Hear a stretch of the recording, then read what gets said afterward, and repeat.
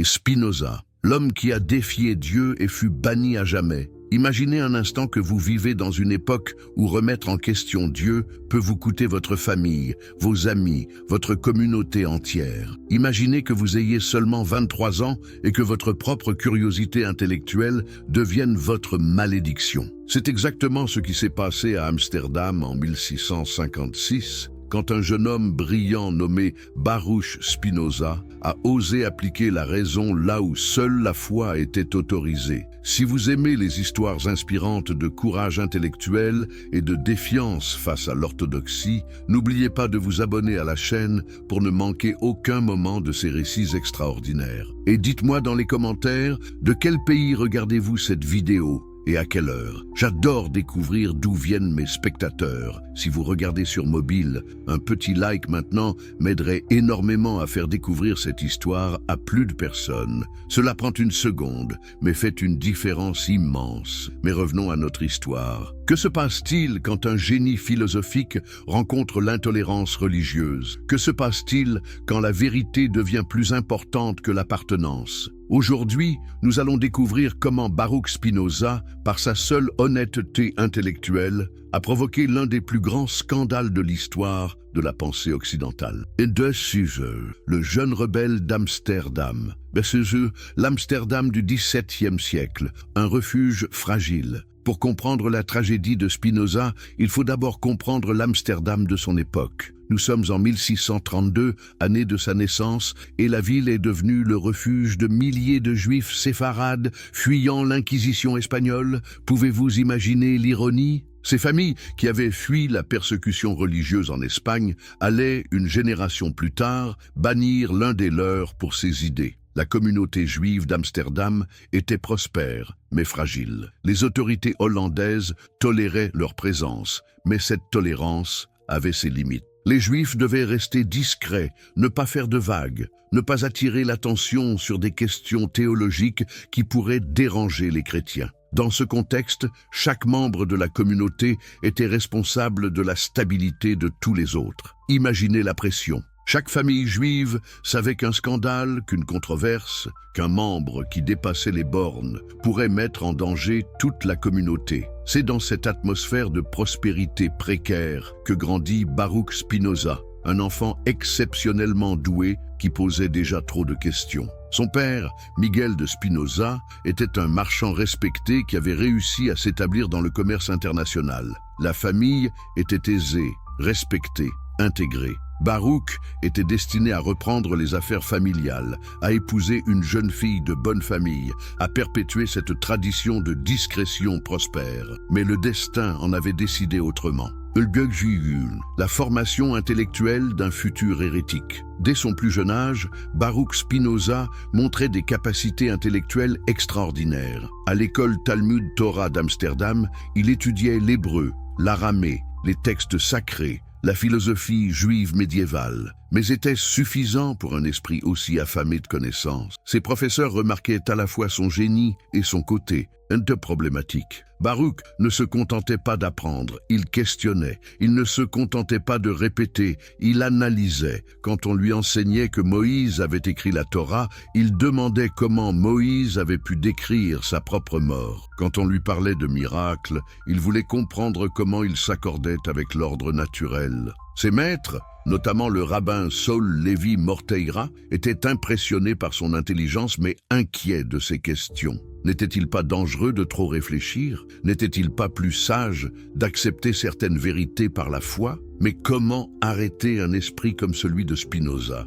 Le jeune homme découvrait aussi la philosophie séculaire. Il lisait Descartes en cachette, se passionnait pour les mathématiques, étudiait les sciences naturelles. Pouvez-vous imaginer l'effet de cette double éducation? D'un côté, la tradition religieuse qui demandait la soumission à l'autorité. De l'autre, la méthode scientifique qui exigeait le doute et la vérification. Cette tension allait façonner toute sa philosophie. Spinoza n'était pas un rebelle par nature, il était un chercheur de vérité qui refusait de séparer artificiellement la foi de la raison. Pour lui, si Dieu était vraiment parfait, sa création devait être rationnelle. Si la Torah était vraiment divine, elle devait résister à l'analyse critique. Les premiers signes de la tempête. Les ennuis commencèrent quand Spinoza atteignit l'âge adulte.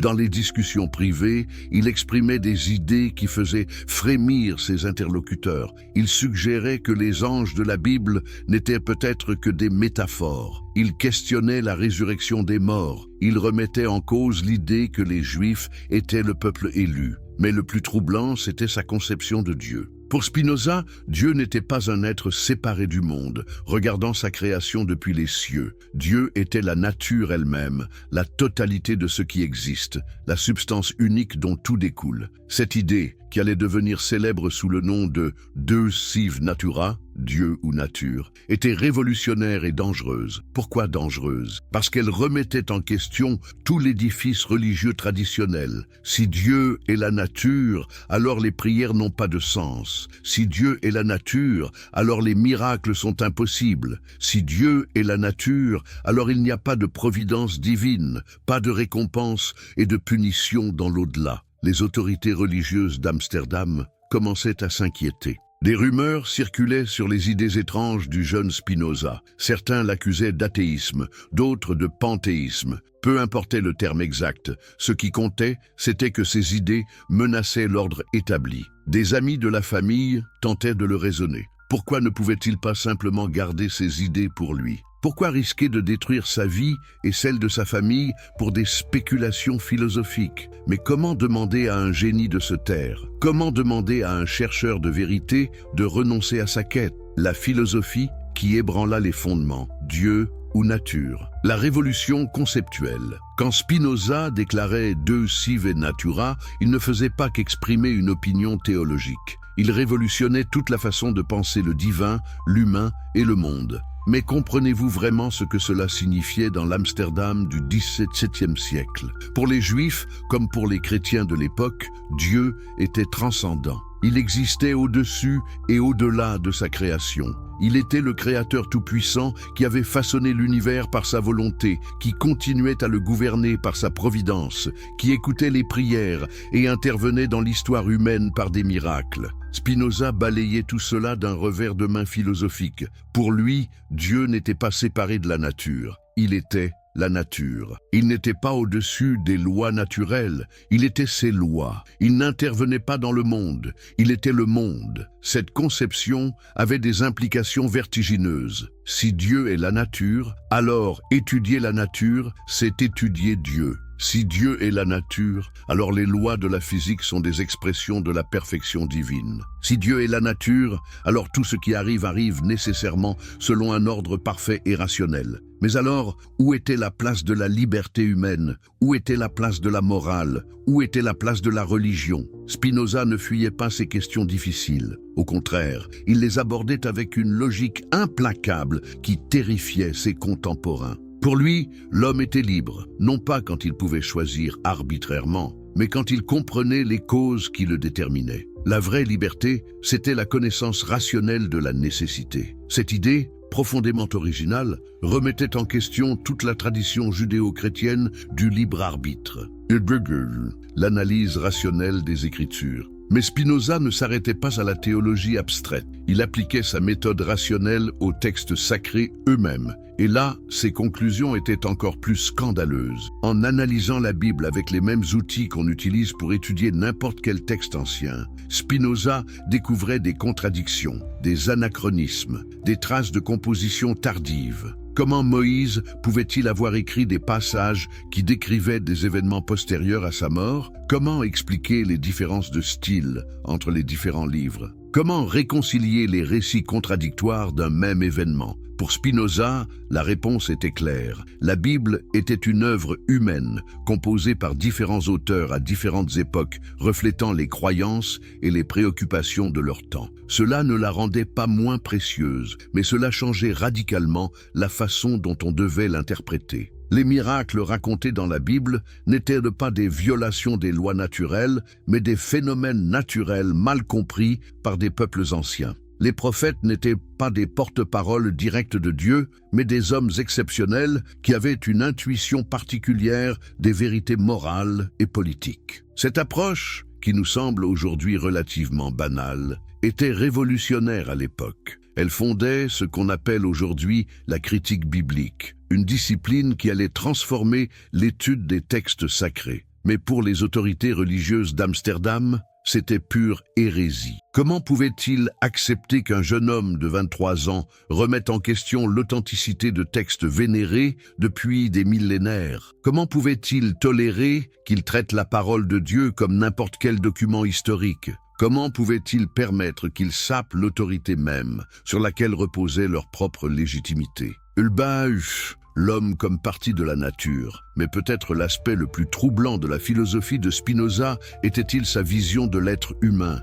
Pour lui, l'homme n'était pas un être privilégié, créé à l'image de Dieu et doté d'une âme immortelle. Il était simplement un mode particulier de la substance unique, une expression temporaire de la puissance infinie de la nature. Cette vision dérangeait profondément parce qu'elle remettait en question la dignité spéciale de l'homme. Si nous ne sommes que des parties de la nature, alors nous sommes soumis aux mêmes lois que les pierres et les animaux. Si nous ne sommes que des expressions temporaires de la substance unique, alors notre individualité est illusoire. Mais Spinoza ne prêchait pas le désespoir. Au contraire, il pensait que cette vision pouvait libérer l'homme de ses illusions et lui apporter une joie profonde. En comprenant notre place dans l'ordre naturel, en acceptant notre nature déterminée, nous pouvions atteindre une forme supérieure de bonheur. Cette éthique était révolutionnaire. Elle ne reposait pas sur la crainte de la punition divine ou l'espoir de récompenses futures. Elle reposait sur la connaissance rationnelle de notre propre nature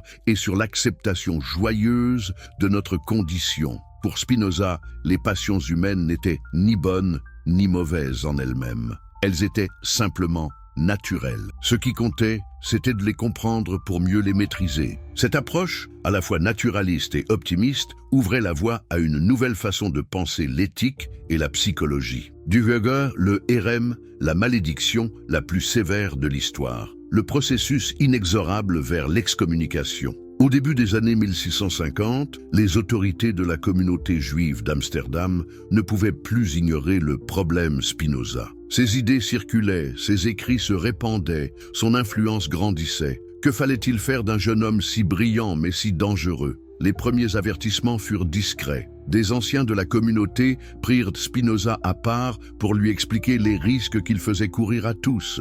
Ne pouvait-il pas modérer ses propos? Ne pouvait-il pas garder ses spéculations pour lui? Ne comprenait-il pas que la survie de la communauté dépendait de sa discrétion? Spinoza écoutait poliment, mais ne changeait rien à sa conduite. Comment pouvait-il renoncer à chercher la vérité? Comment pouvait-il se taire quand il avait découvert des insights si importants sur la nature de Dieu et de l'homme? N'était-ce pas son devoir de partager ses découvertes? Les autorités religieuses tentèrent une approche plus ferme. Le rabbin Saul Lévi Morteira, son ancien maître, eut avec lui plusieurs entretiens privés. Il lui expliqua que ses idées, même si elles étaient sincères, étaient dangereuses pour la foi des simples croyants. Il lui rappela ses obligations envers sa famille et sa communauté. Mais Spinoza restait inflexible. Il n'attaquait pas la religion par malveillance, mais il ne pouvait pas accepter ce qui lui semblait irrationnel. Il respectait la foi des autres, mais exigeait le droit de penser librement. Cette position,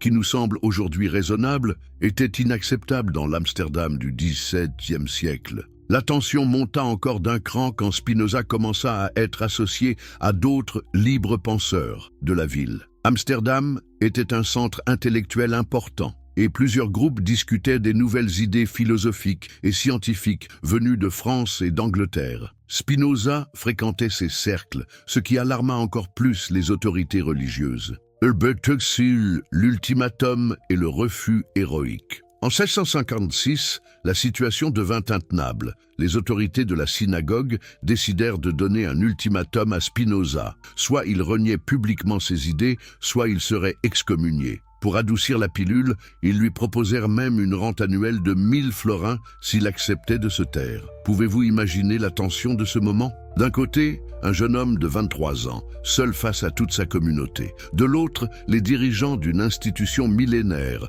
convaincus de défendre la vérité révélée. Entre les deux, un gouffre infranchissable sur la nature de la vérité et de la liberté intellectuelle. Spinoza n'hésita pas longtemps. Il refusa net l'ultimatum. Il ne pouvait pas renier ses convictions pour de l'argent. Il ne pouvait pas mentir sur ce qui lui semblait être la vérité. Il préférait l'exil à la compromission, la solitude à la lâcheté intellectuelle. Cette décision était héroïque, mais elle était aussi tragique.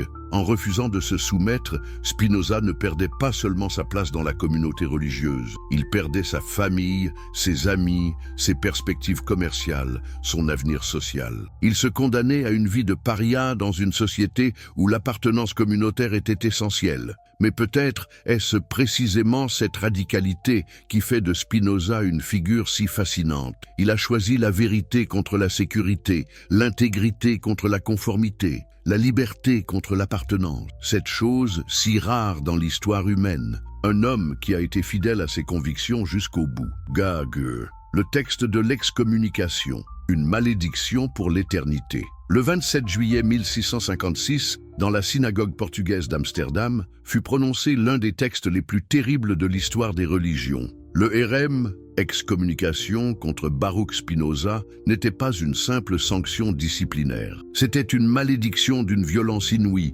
conçue pour effacer son existence même de la mémoire collective. Écoutez ces mots terrifiants. Par la sentence des anges et le jugement des saints, nous excommunions, chassons, maudissons et exécrons Baruch de Spinoza. Qu'il soit maudit le jour et qu'il soit maudit la nuit. Qu'il soit maudit quand il se couche et qu'il soit maudit quand il se lève, qu'il soit maudit quand il sort et qu'il soit maudit quand il entre. Le texte continuait avec une précision juridique implacable. Nous ordonnons que personne ne doit communiquer avec lui oralement ou par écrit, ni lui faire aucune faveur, ni demeurer avec lui sous le même toit, ni se tenir à 4 coudées de lui, ni lire aucun traité composé ou écrit par lui. Cette excommunication était d'une sévérité sans précédent dans l'histoire de la communauté juive d'Amsterdam. Habituellement, les Herem étaient temporaires, permettant aux pécheurs de se repentir et de réintégrer la communauté. Mais pour Spinoza, il n'y avait pas de retour possible. Sa malédiction était éternelle. Pourquoi une telle sévérité? Parce que les dirigeants de la communauté comprenaient que Spinoza n'était pas un simple trouble-fête. Il était le porteur d'une vision du monde radicalement nouvelle, qui menaçait les fondements même de la religion traditionnelle. Il ne s'agissait pas d'une hérésie particulière qu'on pouvait corriger, mais d'une remise en question systémique qu'on ne pouvait que détruire. Le jour de l'excommunication, Spinoza était présent dans la synagogue. Il écouta sa propre malédiction avec un calme qui impressionna même ses ennemis. Quand ce fut terminé, il se leva et sortit, laissant derrière lui tout un monde qui avait été le sien. Cette scène, d'une intensité dramatique extraordinaire, marque un tournant dans l'histoire intellectuelle de l'Occident. D'un côté, une institution millénaire défendait ses vérités révélées. De l'autre, un jeune homme affirmait le droit de la raison à examiner toutes les croyances. La collision était inévitable et ses conséquences allaient résonner pendant des siècles. Spinoza, l'homme qui a défié Dieu et fut banni à jamais. Introduction. Imaginez un instant que vous vivez dans une époque où remettre en question Dieu peut vous coûter votre famille, vos amis, votre communauté entière. Imaginez que vous ayez seulement 23 ans et que votre propre curiosité intellectuelle devienne votre malédiction. C'est exactement ce qui s'est passé à Amsterdam en 1656, quand un jeune homme brillant nommé Baruch Spinoza a osé appliquer la raison là où seule la foi était autorisée. Si vous aimez les histoires inspirantes de courage intellectuel et de défiance face à l'orthodoxie, n'oubliez pas de vous abonner à la chaîne pour ne manquer aucun moment de ces récits extraordinaires. Et dites-moi dans les commentaires de quel pays regardez-vous cette vidéo et à quelle heure. J'adore découvrir d'où viennent mes spectateurs. Si vous regardez sur mobile, un petit like maintenant m'aiderait énormément à faire découvrir cette histoire à plus de personnes. Cela prend une seconde, mais fait une différence immense. Mais revenons à notre histoire. Que se passe-t-il quand un génie philosophique rencontre l'intolérance religieuse? Que se passe-t-il quand la vérité devient plus importante que l'appartenance? Aujourd'hui, nous allons découvrir comment Baruch Spinoza, par sa seule honnêteté intellectuelle, a provoqué l'un des plus grands scandales de l'histoire de la pensée occidentale. Et de sujet, le jeune rebelle d'Amsterdam.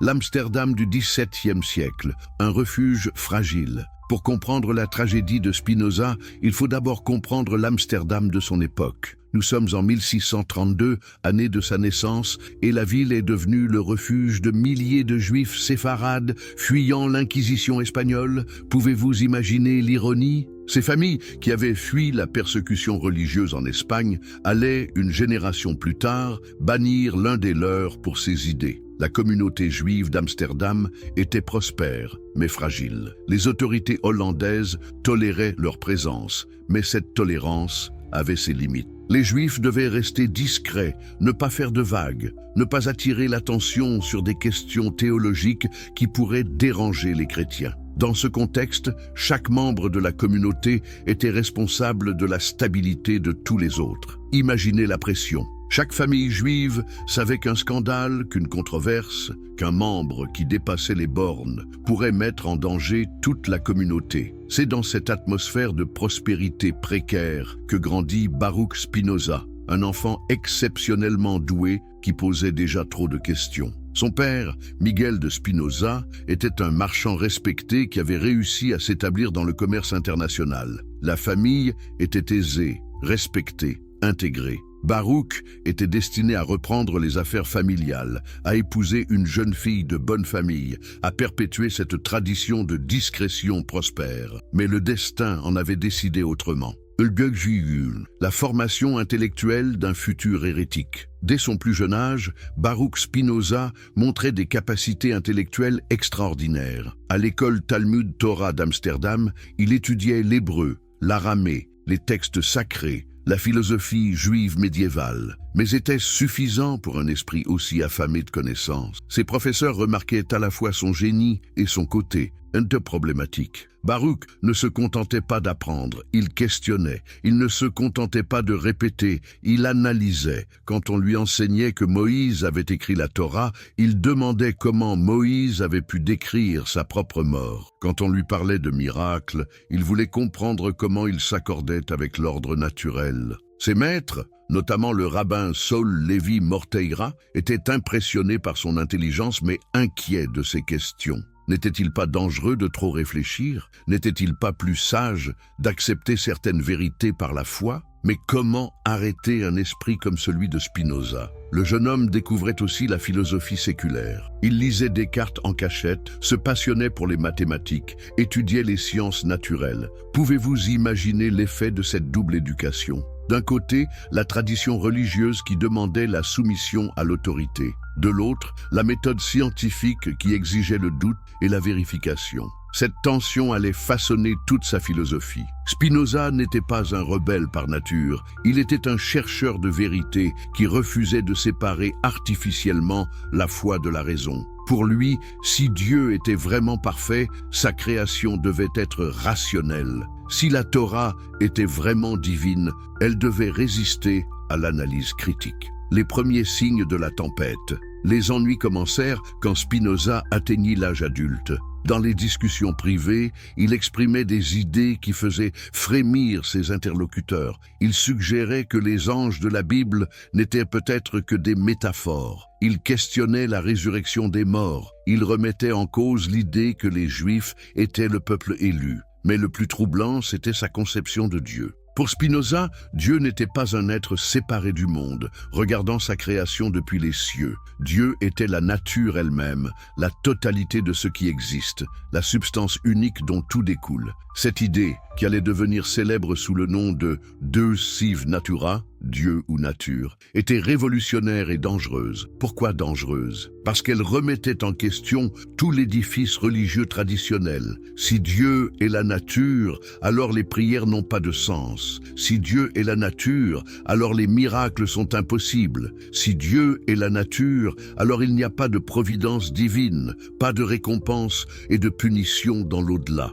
les autorités religieuses d'Amsterdam commençaient à s'inquiéter. Des rumeurs circulaient sur les idées étranges du jeune Spinoza. Certains l'accusaient d'athéisme, d'autres de panthéisme. Peu importait le terme exact, ce qui comptait, c'était que ces idées menaçaient l'ordre établi. Des amis de la famille tentaient de le raisonner. Pourquoi ne pouvait-il pas simplement garder ses idées pour lui? Pourquoi risquer de détruire sa vie et celle de sa famille pour des spéculations philosophiques? Mais comment demander à un génie de se taire? Comment demander à un chercheur de vérité de renoncer à sa quête? La philosophie qui ébranla les fondements, Dieu ou nature. La révolution conceptuelle. Quand Spinoza déclarait « Deus sive natura », il ne faisait pas qu'exprimer une opinion théologique. Il révolutionnait toute la façon de penser le divin, l'humain et le monde. Mais comprenez-vous vraiment ce que cela signifiait dans l'Amsterdam du XVIIe siècle? Pour les Juifs, comme pour les chrétiens de l'époque, Dieu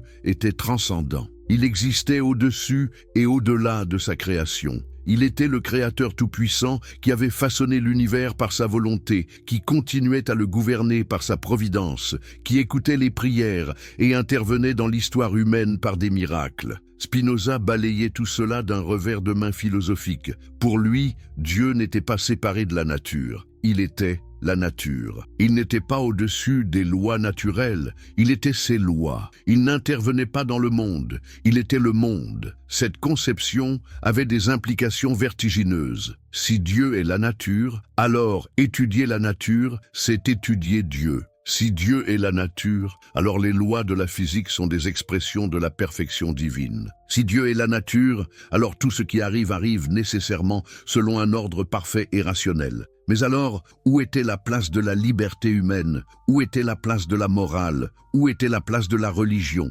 Spinoza ne fuyait pas ces questions difficiles. Au contraire, il les abordait avec une logique implacable qui terrifiait ses contemporains. Pour lui, l'homme était libre, non pas quand il pouvait choisir arbitrairement, mais quand il comprenait les causes qui le déterminaient. La vraie liberté, c'était la connaissance rationnelle de la nécessité. Cette idée, profondément originale, remettait en question toute la tradition judéo-chrétienne du libre arbitre. L'analyse rationnelle des Écritures. Mais Spinoza ne s'arrêtait pas à la théologie abstraite. Il appliquait sa méthode rationnelle aux textes sacrés eux-mêmes. Et là, ses conclusions étaient encore plus scandaleuses. En analysant la Bible avec les mêmes outils qu'on utilise pour étudier n'importe quel texte ancien, Spinoza découvrait des contradictions, des anachronismes, des traces de composition tardive. Comment Moïse pouvait-il avoir écrit des passages qui décrivaient des événements postérieurs à sa mort? Comment expliquer les différences de style entre les différents livres? Comment réconcilier les récits contradictoires d'un même événement? Pour Spinoza, la réponse était claire. La Bible était une œuvre humaine, composée par différents auteurs à différentes époques, reflétant les croyances et les préoccupations de leur temps. Cela ne la rendait pas moins précieuse, mais cela changeait radicalement la façon dont on devait l'interpréter. Les miracles racontés dans la Bible n'étaient pas des violations des lois naturelles, mais des phénomènes naturels mal compris par des peuples anciens. Les prophètes n'étaient pas des porte-paroles directs de Dieu, mais des hommes exceptionnels qui avaient une intuition particulière des vérités morales et politiques. Cette approche, qui nous semble aujourd'hui relativement banale, était révolutionnaire à l'époque. Elle fondait ce qu'on appelle aujourd'hui la critique biblique, une discipline qui allait transformer l'étude des textes sacrés. Mais pour les autorités religieuses d'Amsterdam, c'était pure hérésie. Comment pouvait-il accepter qu'un jeune homme de 23 ans remette en question l'authenticité de textes vénérés depuis des millénaires? Comment pouvait-il tolérer qu'il traite la parole de Dieu comme n'importe quel document historique? Comment pouvait-il permettre qu'ils sapent l'autorité même sur laquelle reposait leur propre légitimité? L'homme comme partie de la nature, mais peut-être l'aspect le plus troublant de la philosophie de Spinoza était-il sa vision de l'être humain. Pour lui, l'homme n'était pas un être privilégié, créé à l'image de Dieu et doté d'une âme immortelle. Il était simplement un mode particulier de la substance unique, une expression temporaire de la puissance infinie de la nature. Cette vision dérangeait profondément parce qu'elle remettait en question la dignité spéciale de l'homme. Si nous ne sommes que des parties de la nature, alors nous sommes soumis aux mêmes lois que les pierres et les animaux. Si nous ne sommes que des expressions temporaires de la substance unique, alors notre individualité est illusoire. Mais Spinoza ne prêchait pas le désespoir. Au contraire, il pensait que cette vision pouvait libérer l'homme de ses illusions et lui apporter une joie profonde. En comprenant notre place dans l'ordre naturel, en acceptant notre nature déterminée, nous pouvions atteindre une forme supérieure de bonheur. Cette éthique était révolutionnaire. Elle ne reposait pas sur la crainte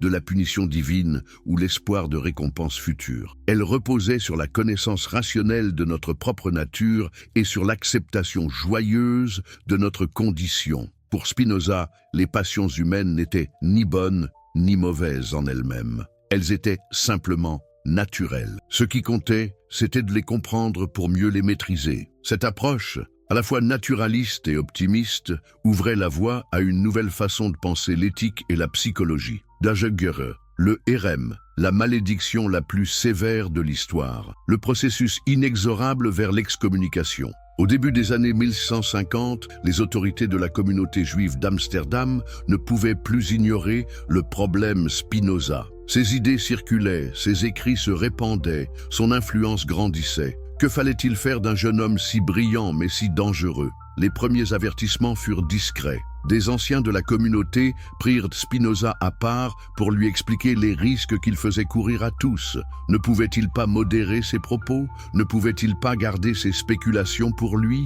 Ne comprenait-il pas que la survie de la communauté dépendait de sa discrétion? Spinoza écoutait poliment, mais ne changeait rien à sa conduite. Comment pouvait-il renoncer à chercher la vérité? Comment pouvait-il se taire quand il avait découvert des insights si importants sur la nature de Dieu et de l'homme? N'était-ce pas son devoir de partager ses découvertes? Les autorités religieuses tentèrent une approche plus ferme. Le rabbin Saul Lévi Morteira, son ancien maître, eut avec lui plusieurs entretiens privés. Il lui expliqua que ses idées, même si elles étaient sincères, étaient dangereuses pour la foi des simples croyants. Il lui rappela ses obligations envers sa famille et sa communauté. Mais Spinoza restait inflexible. Il n'attaquait pas la religion par malveillance, mais il ne pouvait pas accepter ce qui lui semblait irrationnel. Il respectait la foi des autres, mais exigeait le droit de penser librement. Cette position, qui nous semble aujourd'hui raisonnable, était inacceptable dans l'Amsterdam du XVIIe siècle. La tension monta encore d'un cran quand Spinoza commença à être associé à d'autres libres penseurs de la ville. Amsterdam était un centre intellectuel important et plusieurs groupes discutaient des nouvelles idées philosophiques et scientifiques venues de France et d'Angleterre. Spinoza fréquentait ces cercles, ce qui alarma encore plus les autorités religieuses. Herbert Huxley, l'ultimatum et le refus héroïque. En 1656, la situation devint intenable. Les autorités de la synagogue décidèrent de donner un ultimatum à Spinoza. Soit il reniait publiquement ses idées, soit il serait excommunié. Pour adoucir la pilule, ils lui proposèrent même une rente annuelle de 1000 florins s'il acceptait de se taire. Pouvez-vous imaginer la tension de ce moment? D'un côté, un jeune homme de 23 ans, seul face à toute sa communauté. De l'autre, les dirigeants d'une institution millénaire, convaincus de défendre la vérité révélée. Entre les deux,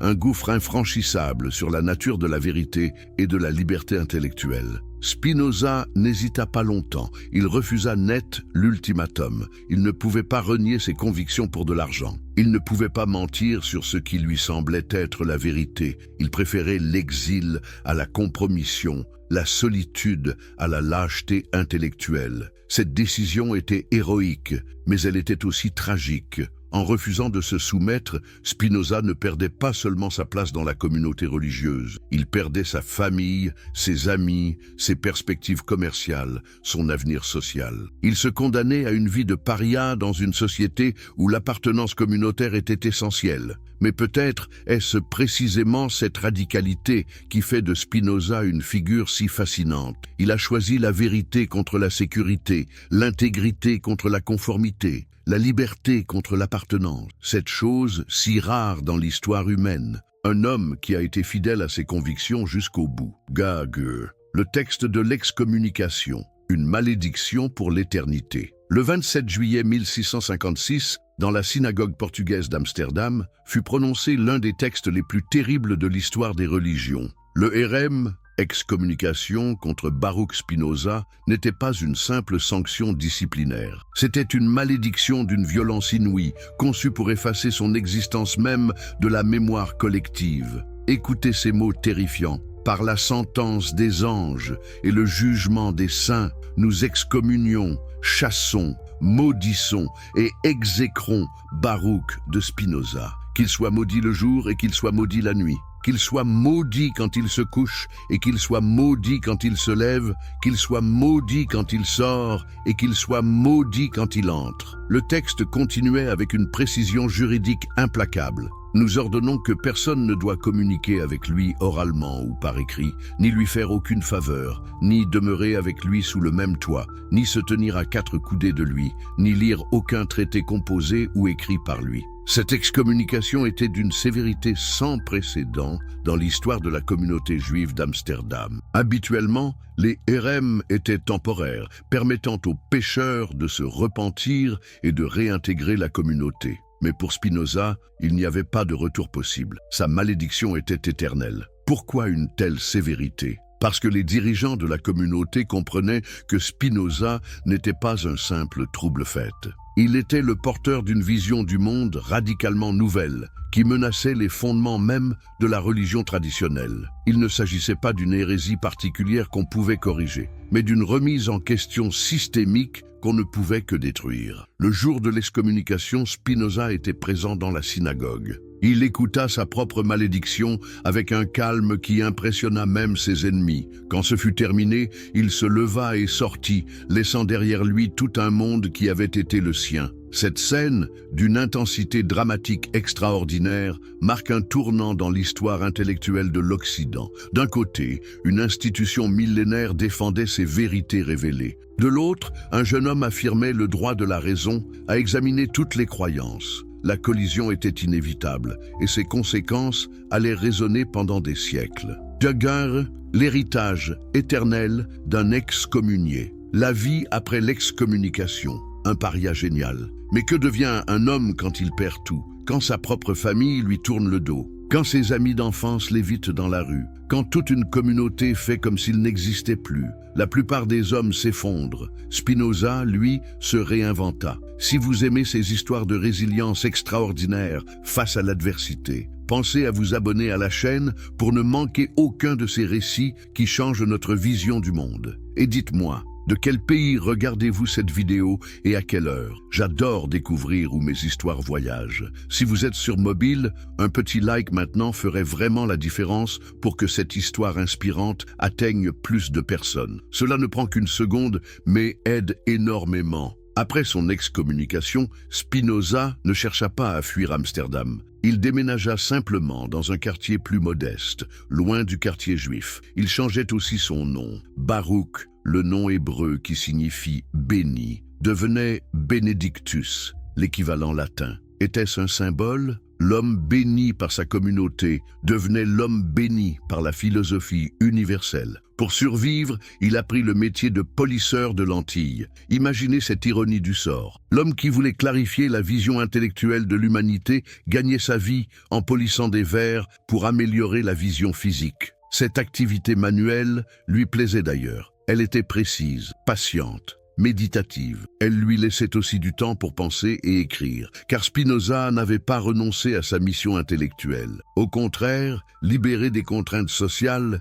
il pouvait enfin développer ses idées sans restriction. Il entama la rédaction de son œuvre majeure, l'Éthique, un traité révolutionnaire qu'il construisait selon la méthode géométrique d'Euclide. Pouvez-vous imaginer? Il voulait démontrer les vérités morales et métaphysiques avec la même rigueur qu'on démontre un théorème mathématique. Sa maison devint un lieu de pèlerinage pour les intellectuels progressistes d'Europe.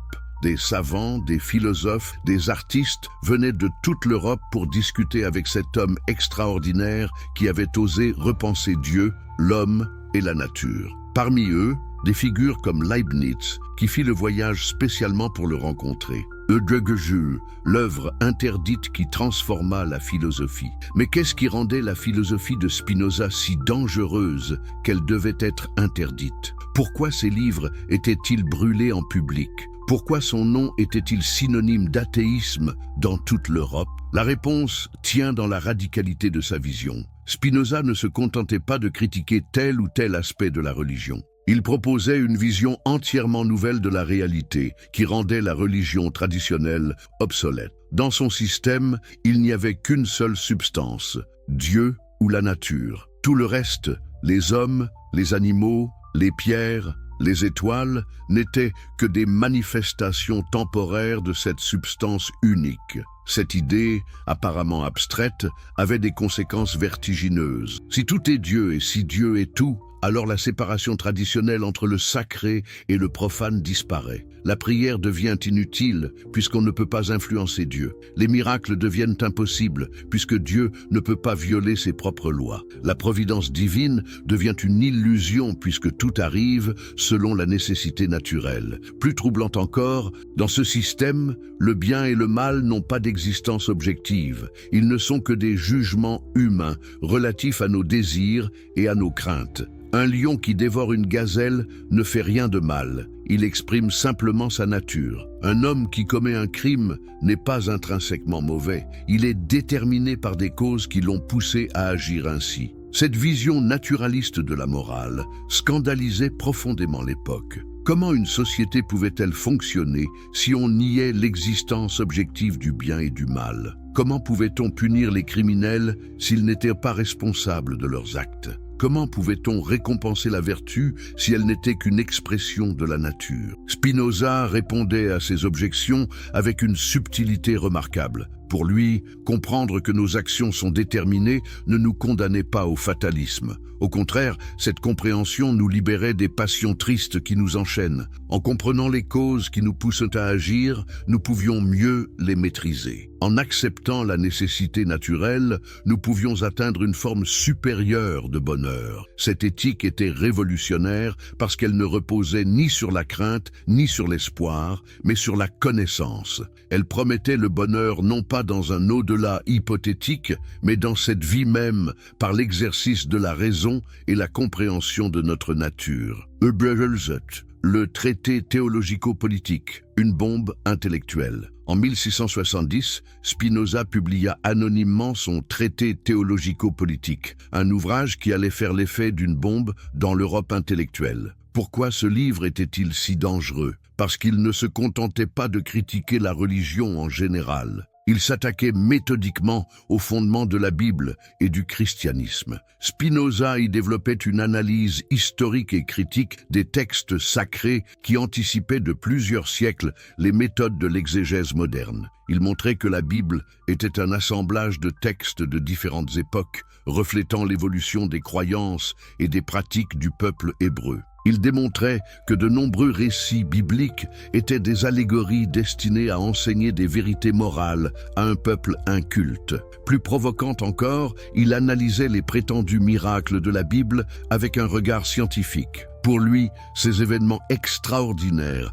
avaient des explications naturelles que les auteurs anciens n'avaient pas comprises. La mer Rouge s'était ouverte à cause d'un vent violent particulier. Les plaies d'Égypte étaient des phénomènes naturels exceptionnels, mais explicables. Cette approche naturalisante de la Bible provoqua un scandale énorme. Les autorités religieuses de toute l'Europe dénoncèrent le livre comme une œuvre satanique. Les gouvernements l'interdirent. Les théologiens écrivirent des réfutations passionnées. Mais le mal était fait. Les idées de Spinoza circulaient, se répandaient, trouvaient des échos dans d'autres esprits libres. Le livre contenait aussi une théorie politique révolutionnaire. Spinoza y développait une conception contractualiste de l'État qui influencera plus tard les philosophes des Lumières. Pour lui, les hommes s'associent en société non pas par nature, mais par intérêt. Ils abandonnent une partie de leur liberté naturelle pour gagner en sécurité et en puissance collective. Cette théorie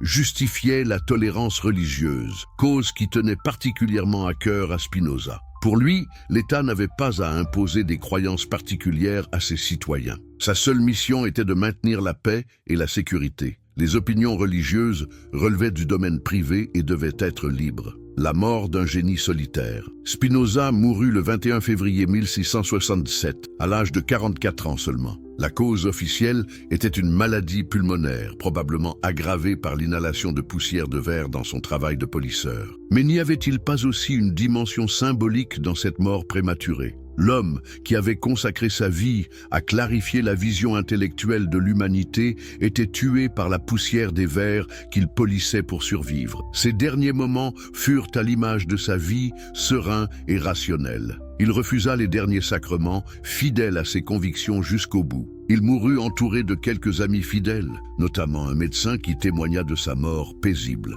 Pas de regrets, pas d'amertume, pas de réconciliation de dernière minute avec sa communauté d'origine. Que laissait-il derrière lui? Officiellement, presque rien. Quelques meubles, ses instruments de polissage, une bibliothèque modeste. Mais ses amis savaient qu'il laissait surtout un trésor intellectuel extraordinaire. Ses manuscrits, notamment l'Éthique, son œuvre majeure qu'il n'avait jamais osé publier de son vivant. Cette œuvre posthume allait révolutionner la philosophie occidentale. Construite selon la méthode géométrique, elle présentait une vision cohérente et radicale de l'homme, de Dieu et de la nature. Elle proposait une éthique de la joie fondée sur la connaissance rationnelle et l'acceptation de la nécessité naturelle. Mais qui était là pour pleurer ce génie? Sa famille l'avait renié, sa communauté l'avait maudit. L'Europe intellectuelle le considérait comme un dangereux athée. Seuls quelques amis fidèles accompagnèrent sa dépouille au cimetière chrétien de La Haye. Ironie du sort. L'homme excommunié par les Juifs était enterré en terre chrétienne, sans être vraiment accepté par aucune communauté religieuse. L'influence souterraine et la résurrection intellectuelle. Pendant près d'un siècle, le nom de Spinoza fut associé à l'athéisme le plus radical. Être accusé de spinozisme était une insulte grave dans l'Europe des Lumières. Voltaire lui-même, pourtant critique envers les religions, prenait ses distances avec les idées de Spinoza. Comment expliquer cette réputation sulfureuse? La réponse tient dans la radicalité de sa pensée. Spinoza ne se contentait pas de critiquer les abus de la religion. Il remettait en question ses fondements mêmes. Il ne proposait pas une réforme du christianisme. Il suggérait de le dépasser. Cette position était trop avancée pour son époque, trop menaçante pour les pouvoirs établis. Pourtant, souterrainement, ses idées travaillaient les esprits. Des philosophes comme Diderot s'inspiraient de sa conception naturaliste de l'homme. Des scientifiques comme Goethe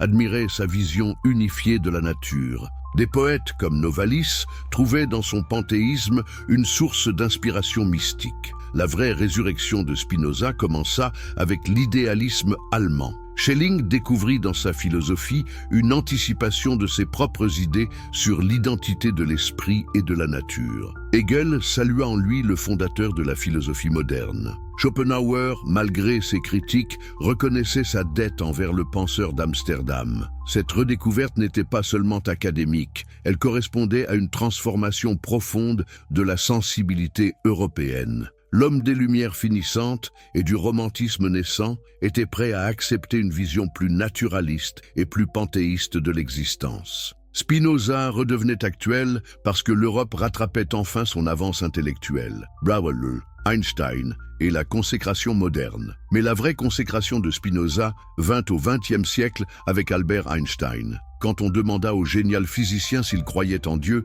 il répondit « Je crois au Dieu de Spinoza qui se révèle dans l'ordre harmonieux de ce qui existe et non en un Dieu qui se préoccupe du destin et des actions des hommes. » Cette déclaration fit sensation. Einstein, l'homme qui avait révolutionné notre compréhension de l'univers, se réclamait du philosophe excommunié d'Amsterdam. Cette filiation intellectuelle n'était pas fortuite. Comme Spinoza, Einstein croyait en un univers rationnellement ordonné, gouverné par des lois mathématiques élégantes. Comme lui, il refusait l'idée d'un Dieu personnel intervenant dans le monde. Cette référence à Spinoza dans la bouche d'Einstein acheva de transformer la réputation du philosophe. L'ancien athée devenait le précurseur d'une spiritualité rationnelle et scientifique. Ses idées sur l'unité de la nature trouvaient un écho dans les découvertes de la physique moderne. Son panthéisme devenait compatible avec une vision scientifique du monde. Cette évolution était d'autant plus remarquable qu'elle inversait complètement le jugement historique sur Spinoza. L'homme qui avait été considéré comme l'ennemi de la religion devenait le prophète d'une religion nouvelle, fondée sur la raison et la science. L'excommunié devenait le saint patron des esprits libres. Mais cette transformation n'était-elle pas aussi une trahison? Le Spinoza d'Einstein était-il encore le vrai Spinoza? La question mérite d'être posée. Car si Einstein admirait le panthéisme spinoziste, il édulcorait sa dimension tragique. S'il appréciait sa vision scientifique du monde, il négligeait sa critique radicale de la religion. Conclusion finale. La leçon éternelle de Spinoza. Alors que nous enseigne finalement cette histoire extraordinaire? Que nous apprend le destin de cet homme qui a tout sacrifié pour ses idées? Pourquoi son exemple continue-t-il à nous fasciner près de 4 siècles après sa naissance? La première leçon de Spinoza, c'est le courage intellectuel. Dans une époque où la pensée libre était dangereuse, il a osé penser librement. Dans une société où l'appartenance communautaire était essentielle, il a choisi la vérité contre l'appartenance. Dans un monde où les idées nouvelles étaient persécutées, il a persisté à développer ses idées nouvelles. Ce courage n'était pas de la témérité. Spinoza savait parfaitement les risques qu'il prenait. Il connaissait le prix de l'indépendance intellectuelle, mais il estimait que certaines vérités valaient tous les sacrifices. Il pensait que l'humanité avait le droit de connaître ces vérités, même si elles dérangeaient les pouvoirs établis. La deuxième leçon, c'est la patience historique. Spinoza n'a pas vécu assez longtemps pour voir ses idées acceptées. Il est mort incompris, rejeté, isolé, mais il avait confiance en la force de la vérité. Il savait que tôt ou tard, les hommes seraient prêts à entendre ce qu'il avait à dire. Cette confiance dans l'avenir de la raison humaine était extraordinaire. Cette patience n'était pas résignation,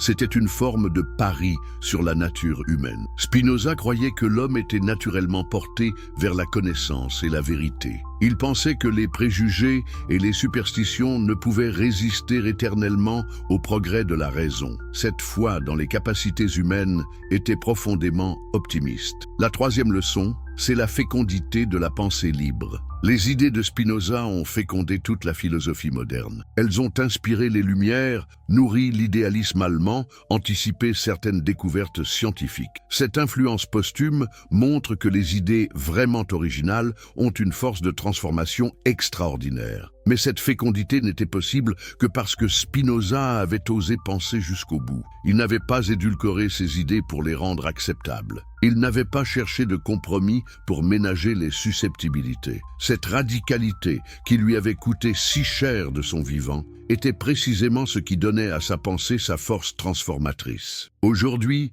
dans un monde où l'information circule librement, mais où les vérités dérangeantes sont souvent étouffées par le conformisme social, l'exemple de Spinoza reste d'une actualité brûlante. Combien d'entre nous auraient de son courage? Combien seraient prêts à sacrifier leur confort social pour défendre leurs convictions? La question n'est pas rhétorique. Dans nos sociétés démocratiques, nous ne risquons plus l'excommunication religieuse, mais nous risquons l'exclusion sociale, la cancel culture, l'ostracisme professionnel. Les formes de pression ont changé, mais la pression existe toujours. Les idées nouvelles dérangent toujours. La vérité a toujours des ennemis. Spinoza nous enseigne qu'il faut parfois accepter de perdre pour gagner, qu'il faut parfois accepter l'incompréhension du présent pour préparer la compréhension de l'avenir, que certaines vérités valent tous les sacrifices. Cette leçon, transmise à travers les siècles par l'exemple d'un jeune homme courageux, reste l'un des plus beaux héritages de l'humanité.